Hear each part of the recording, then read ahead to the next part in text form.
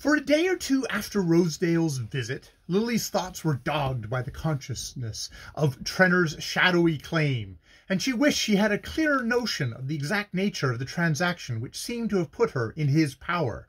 But her mind shrank from any unusual application. She was always helplessly puzzled by figures. Moreover, she had not seen Trenner since the day of the Van Osburgh wedding, and in his continued absence the trace of Rosedale's words was soon effaced by other impressions. When the opening night of the opera came, her apprehensions had so completely vanished that the sight of Trenner's ruddy countenance in the back of Mr. Rosedale's box filled her with a sense of pleasant reassurance.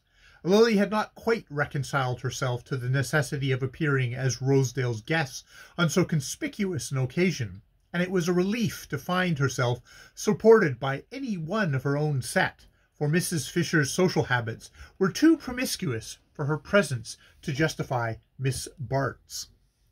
To Lily, always inspirited by the prospect of showing her beauty in public, and conscious tonight of all the added enhancements of dress, the insistency of Trenner's gaze merged itself in the general stream of admiring looks of which she felt herself the centre.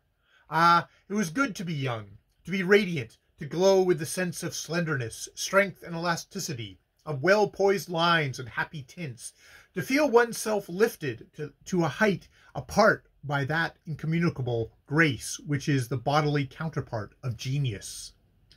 All means seemed justifiable to attain such an end, or rather, by a happy shifting of lights with which practice had familiarized Miss Bart, the cause shrank to a pinpoint in the general brightness of the effect. But brilliant young ladies, a little blinded by their own effulgence, are apt to forget that the modest satellite drowned in their light is still performing its own revolutions and generating heat at its own rate.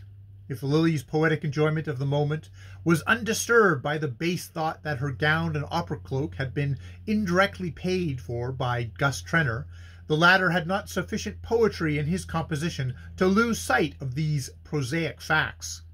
He knew only that he had never seen Lily look smarter in her life, that there wasn't a woman in the house who showed off good clothes as she did, and that hitherto he, to whom she owed the opportunity of making this display, had reaped no return beyond that of gazing at her in company with several hundred other pairs of eyes.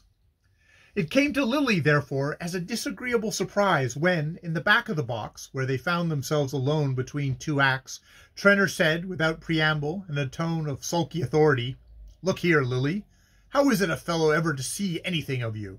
I'm in town 3 or 4 days in the week, and you know a line to the club will always find me, but you don't seem to remember my existence nowadays, unless you want to get a tip out of me."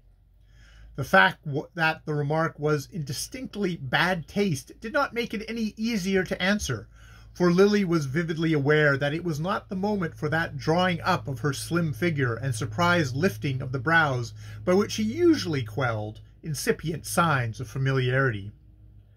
"I'm very much flattered by your wanting to see me," she returned, essaying lightness instead. "But, unless you have mislaid my address, it would have been easy to find me any afternoon at my aunt's. In fact, I rather expect you to look me up there."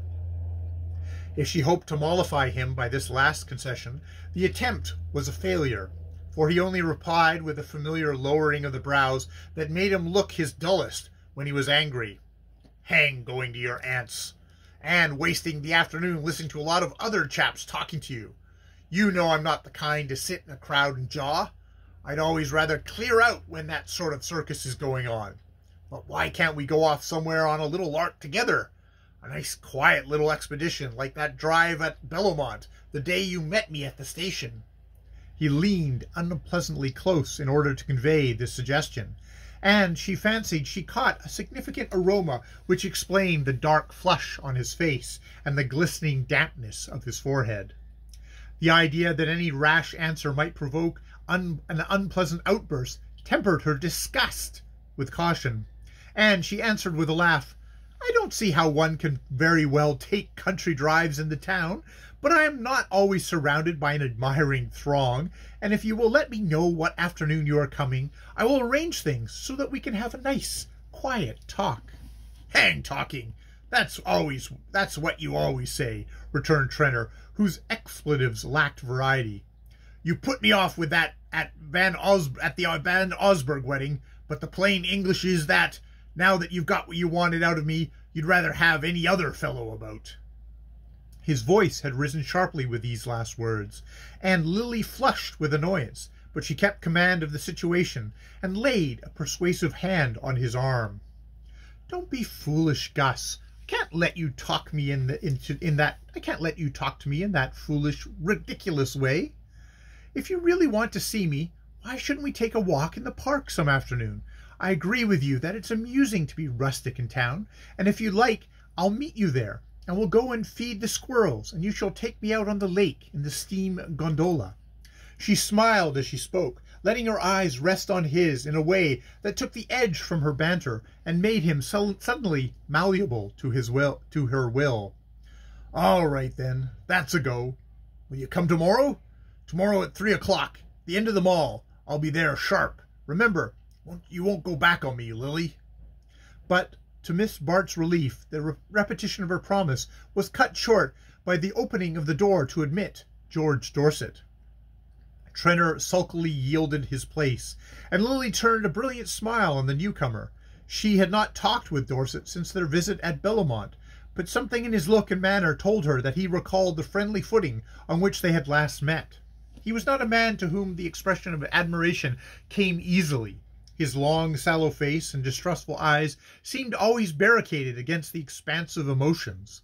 But where her own influence was concerned, Lily's intuitions sent out thread-like feelers, and she made room for him on the narrow sofa. She was sure he found a dumb pleasure in being near her. Few women took the trouble to make themselves agreeable to Dorset, and Lily had been kind to him at Bellamont, and was now smiling on him with a divine renewal of kindness. "Well, here we are, in for another 6 months of caterwauling," he began complainingly. "Not a shade of difference between this year and last, except the women have got new clothes, and the singers haven't got new voices. My wife's musical, you know, puts me through a course of this every winter. It isn't so bad on Italian nights. Then she comes late, and there's time to digest. But when they give Wagner, we have to rush to dinner, and I pay up for it. And the draughts are damnable, asphyxia in front and pleurisy in the back. There's Trenner leaving the box without drawing the curtain. With a hide like that, draughts don't make any difference. Did you ever watch Trenner eat? If you did, you'd wonder why he's alive. I suppose he's leather inside too. But I came to say my wife wants you to come down to our place next Sunday. Do, for heaven's sake, say yes. She's got a lot of bores coming, intellectual ones. I mean, that's her new line, you know. And I'm not sure it ain't worse than the music. Some of 'em have long hair. They start an argument with the soup and don't notice when things are handed to them. The consequence is the dinner gets cold and I have dyspepsia. That silly-ass Silverton brings them to the house. He writes poetry, you know, and Bertha and he are getting tremendously thick. She could write better than any of 'em if she chose, and I don't blame her for wanting clever fellows about. All I says is, don't let me see 'em eat." The gist of this strange communication gave Lily a distinct thrill of pleasure. Under ordinary circumstances, there would have been nothing surprising in an invitation from Bertha Dorset, but since the Bellamont episode, an unavowed hostility had kept the two women apart. Now, with the start of inner wonder, Lily felt that her thirst for retaliation had died out. "If you would forgive your enemy," says the Malay proverb, "first inflict a hurt on him." And Lily was experiencing the truth of the apothegm.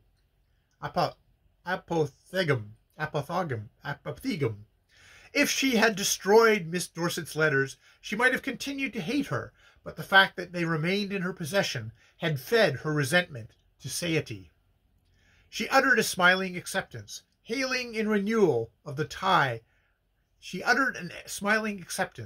Hailing in the renewal of the tie and escape from Trenner's importunities. End of chapter 10.